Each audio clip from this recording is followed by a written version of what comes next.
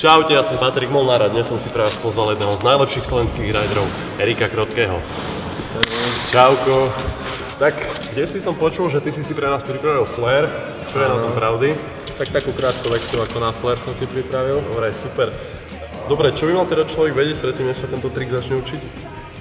Tak určite by mal vedieť letať nad radiusom, mal by ovládať nejaké tie základy z prvých epizód How to with BMX Shop a určite by sa nemal bať točiť nad hlavou backflipy a takéto triky. No. Dobre, daj nám teda nejaké rady podrobnejšie ako na to. Tak zvolil by som si v parku väčší radius, troška koplejší, aby ste sa nemuseli toľko trhať a najprv to skúšal niekde do Molitánu, na resinu, ak je možnosť a safety first. Poďme na to rýchlosť.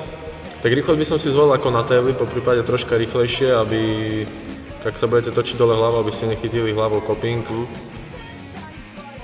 Takže rýchlosť máme, poďme sa pozrieť bližšie k radiusu ako na flare. Poďme na to. Takže sme pri tom radiuse, rozbeháme sa trošička pod uhlom ako na alley-oop. V radiuse pumpneme ako pri 180 a keď nám predné koleso vylietáva z radiusu, potiahneme hlavou backflip, ale trošička v 45 stupňovom uhle na stranu. A keď nám zadné koleso vylietáva z rádiusu a bicykel sa vám postupne dostáva nad telo, hlavou skrčíte k ramenu a telom sa ťaháte dole. Potom nastáva moment, kedy musíte v tom chvíľočku počkať, ale samozrejme musíte byť troška prikrčení. A v tom bode už trošička si sledujete, kam budete dopadať a pripravujete sa teda na ten dopad. Ak mám bicykel nad sebou, som dole hlavou, zadnou nohou tlačím do zadnej stavby rámu a vonkajšou rukou ťahám k sebe. To mi pomáha dotočiť ten flare.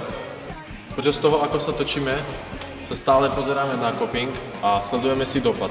Tam nastáva tá fáza dopadu, kedy musíme vedieť, či sme dostatočne otočení, či potrebujeme dotáčať, alebo už môžeme vyrovnávať ruky, vyrovnávať nohy a pripravovať sa na dopad. Takže prvou najzákladnejšou chybou, ktorú asi bude robiť každý pri učení flareu, je, že nedostatočne to pumpne od rádiusu naspäť. A tým pádom to bude robiť do diaľky a bude to dávať do disastru. Takže druhou chybou pri flare je, že sa to snažíte robiť cez 540 a nie cez hlavu, cez backflip v podstate. A to vás v podstate háže na zadné koleso.